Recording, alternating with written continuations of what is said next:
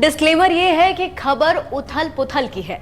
दरअसल पिछली बार जब नीतीश कुमार एनडीए से अलग होकर आरजेडी के साथ जुड़े थे तो इसमें ललन सिंह ने बड़ी भूमिका निभाई थी।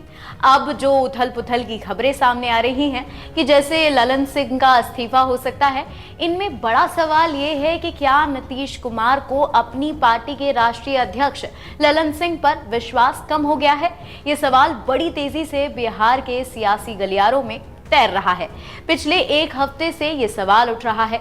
बिहार में फिर से आरजेडी के साथ सरकार में आने के लिए ललन सिंह बतौर सूत्रधार के रूप में सामने आए थे।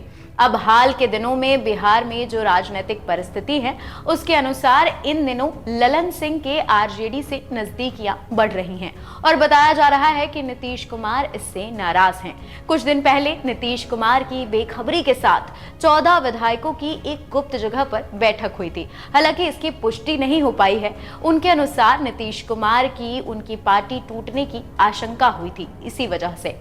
वहीं सूत्रों के अनुसार इसमें ललन सिंह की भूमिका भी सामने आ रही थी। वहीं नीतीश कुमार को बीते कुछ समय से जेडीयू नेताओं द्वारा लगातार ललन सिंह के व्यवहार की शिकायतें मिल रही थी। ऐसे में नीतीश कुमार अगर ललन सिंह को राष्ट्रीय अध्यक्ष से हटाकर खुद राष्ट्रीय अध्यक्ष बनते हैं तो इंडिया गठबंधन के अंदर सीटों के बंटवारे में अपनी शर्तों को मनवा सकते हैं।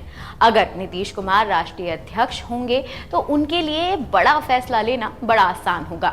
वहीं इसके अलावा नीतीश कुमार के करीबी कैबिनेट मंत्री को ललन सिंह द्वारा परेशान करने का भी आरोप उन पर लगता रहा है। दरअसल बीते दिनों नीतीश कुमार के करीबी मंत्री अशोक चौधरी और ललन सिंह के बीच जबरदस्त भिड़न की खबरें सामने आ रही थी। ऐसे में तमाम बातें हैं जिनके आधार पर बिहार और खासकर जेडीयू के अंदर बड़ा सियासी बदलाव होने के संकेत मिल रहे थे। बिहार सरकार में मंत्री और जेडीयू के वरिष्ठ नेता विजय चौधरी ने बुधवार को मुख्यमंत्री नीतीश कुमार से मुलाकात की। नीतीश कुमार से मुलाकात करने के बाद मंत्री विजय चौधरी ने पत्रकारों से बातचीत भी की। मीडिया के सवालों का जवाब देते हुए चौधरी ने कहा कि जेडीयू अध्यक्ष ललन सिंह के इस्तीफे की खबरें बेबुनियादी और अफवाह हैं।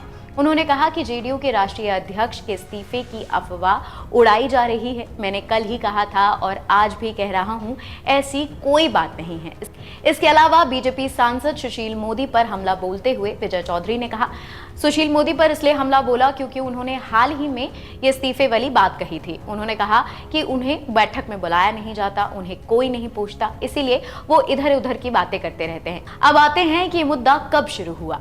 ये मुद्दा तब शुरू हुआ जब दिल्ली में इंडिया गठबंधन की बैठक 19 दिसंबर को थी। बैठक के बाद ललन सिंह के राष्ट्रीय अध्यक्ष पद से हटाए जाने की चर्चाएं चल रही थी। बैठक के अगले दिन नीतीश कुमार लौट आए, लेकिन ललन सिंह दूसरे दिन आए। आरजेडी सुप्रीमो लालू यादव और डिप्टी सीएम तेजस्वी यादव भी दूसरे दिन आए। इसके बाद सीएम नीतीश कुमार और ललन सिंह में सब कुछ ठीक ना होने की खबरें सामने आने लगी। ललन सिंह को लेकर उपेंद्र कुशवाहा ने पहले ही कुछ संकेत दिए थे। उपेंद्र कुशवाहा ने 6 महीने पहले औरंगाबाद में कहा था कि राष्ट्रीय अध्यक्ष ललन सिंह के नाम को अब जेडीयू में नहीं रहना चाहिए। जेडीयू से वो कम और रजत से वो ज्यादा पार्टी में एक्टिव है, क्योंकि वो वर्तमान में रजत की भाषा बोल रहे हैं। बहुत लोगों को शायद ये मालूम नहीं होगा कि आने वाले समय में सब स्पष्ट हो जाएगा। और भी ऐसे खबरों के लिए जुड़े रहें एनबीटी ऑनलाइन के साथ ही कमेंट बॉक्स में अपनी राय जरूर दें।